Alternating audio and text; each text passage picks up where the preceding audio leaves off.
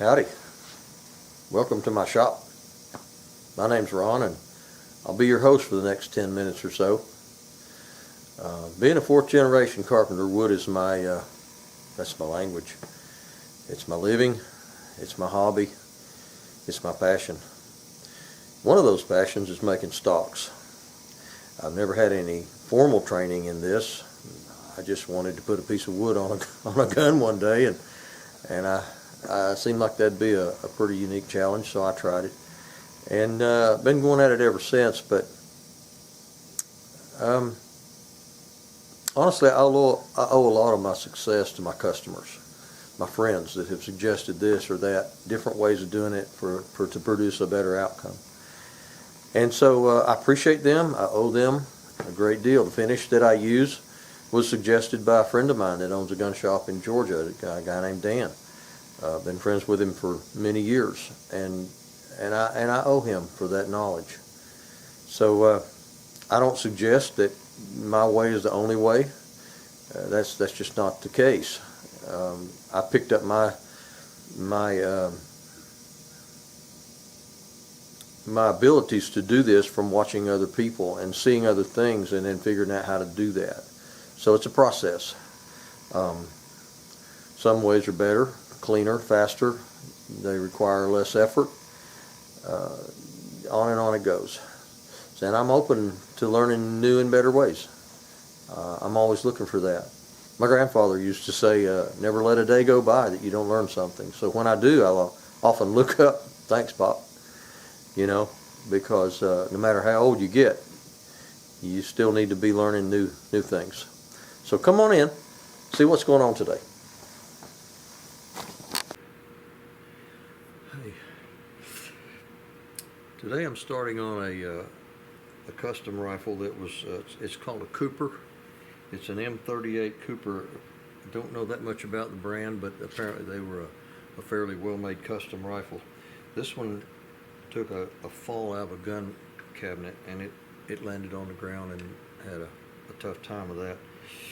I have not tried to put it back together yet. I told I'm just taking the metal out of it now.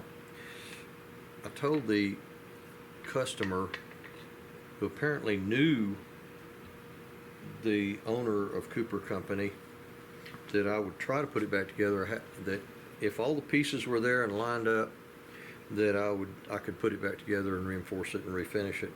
But if not, I'd have to rebuild it. So I haven't tried to put it back together. But this is what I'm faced with. And so let's put this thing in the vise where I can do this in a controlled manner and try to line up all of these little splinters. If all of the A parts of the splinters and the B parts of the splinters are there and they all go back together, it's a pretty strong fix. And I'll put some bolts. I'll take a threaded rod and drill right down in there, maybe one, maybe two holes, and then bed those in epoxy.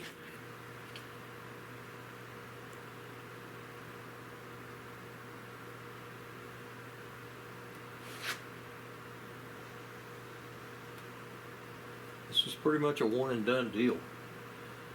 I'm gonna put it in there one time dry to fit it and see if it will work.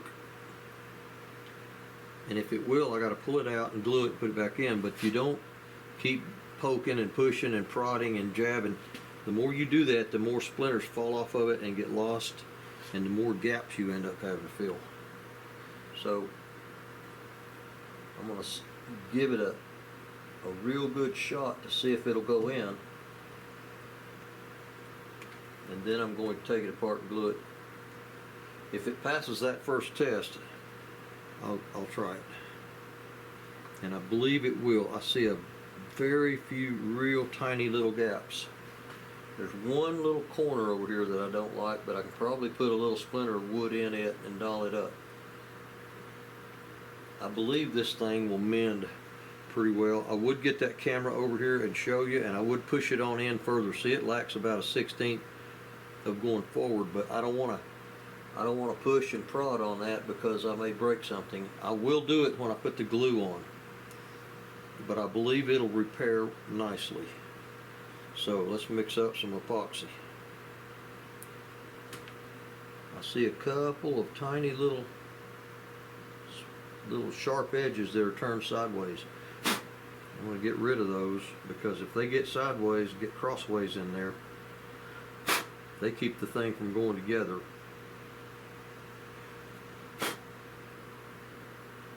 There are some things that you only get one shot to get it right the first time.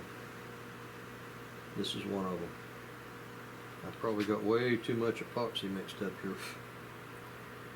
But I'd rather have too much than not enough, because this stuff, this is 5 minutes. Well, it says 5 minutes, but it takes longer than that. But you don't want to leave out any little cracks and crevices. You want it to be everywhere. You want it to squish out. If it doesn't squish out a little bit, you don't have enough in there. You don't want to have to do damage control when it's squishing out and have it running 100 places all down the back of your shirt and everything else, but you do want it to mash out a little bit.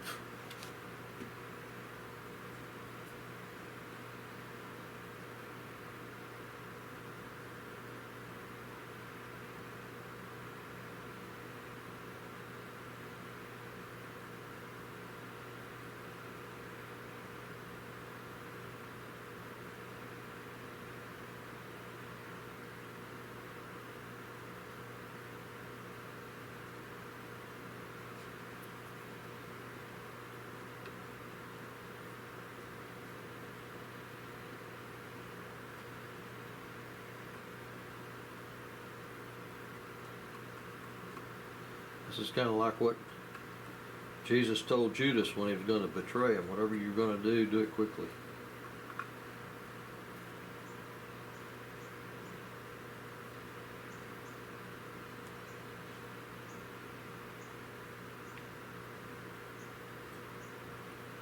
Now I will need pressure to join these two together. This has got to come back and that's got to go forward. So I will end up with a clamp on this thing.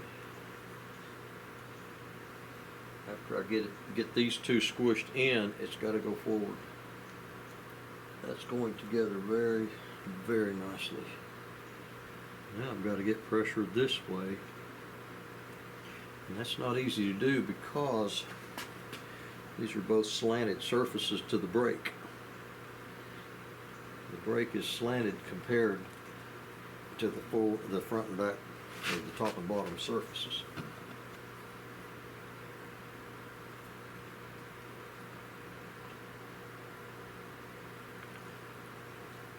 Once you get that first wrap around it, that's the hard part. Then you can put tremendous pressure on with a rubber strap. This is nothing but an inner tube, a car or bicycle tire. Bicycle tire inner tubes are good because they're real thin. You can make little straps out of them. As this thing goes further and further together, it's got to go together both ways at the same time. It's got to come together this way and this way. So I'm going to put a little bit more pressure on this strap, and then I'm going to put a clamp on the end of it. Right now I'm just going to tie that off right there.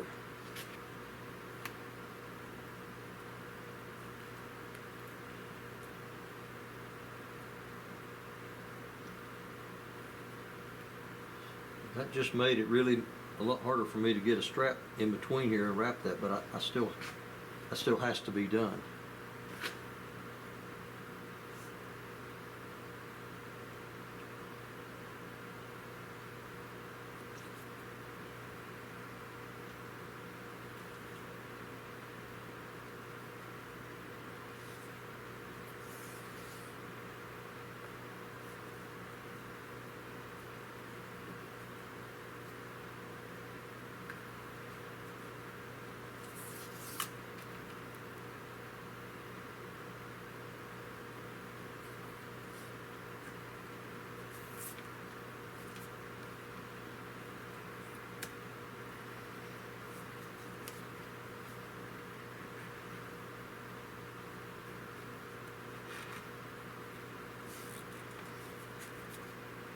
That glue started setting up a couple minutes ago, but it doesn't set up solid for about an hour, 45 minutes or an hour.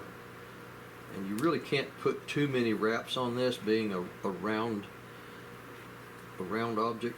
The more wraps you put on it, you're not putting any pressure that's going to make it walk anyway, because it's round. I have put too much pressure on things like chair legs where there's space between them, and I'm not going to say I've crushed things, but they needed more repair than whenever they got here, put it that way. So I'm just going to tie this off for right now and leave this thing for an hour, at least an hour.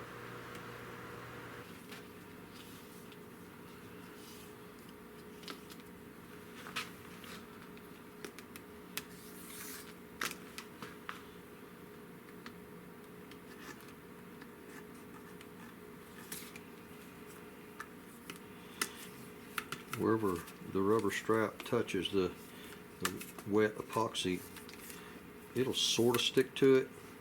You just sort of have to kind of peel it off a little bit. Doesn't really hurt it.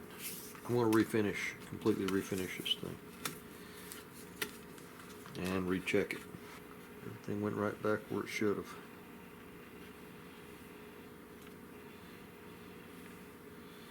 That's going to work out. It'll work out real well. I got one little triangle, little piece of wood right there missing. Usually epoxy, see, I'm just taking my fingernail and just kind of flaking it off. Usually epoxy won't stick to us. This was the original finish, and it probably had gun oil and everything else on it. So when you get oil on something, epoxy will not stick to it. It'll just rub off. I'll have to find the right color and size it to the right shape and put in this little triangle right here, and I can do that and epoxy that in as well. That's the break, and that's that little triangle that's missing. But that break, that mended about as good as anybody could ask for, really. And when I sand that and refinish that, you'd be hard pressed to tell where it was ever broken.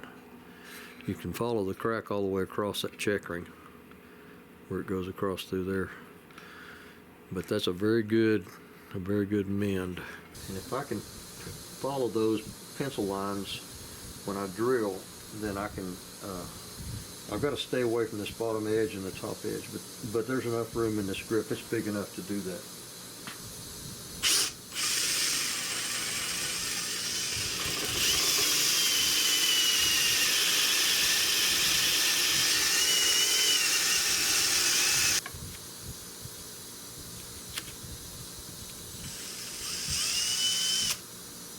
And with that pencil there as a guide, if I'm going to stop about right there, just that first mark where that red line touches that tip of that pencil lead, that's my depth stop as far as this way.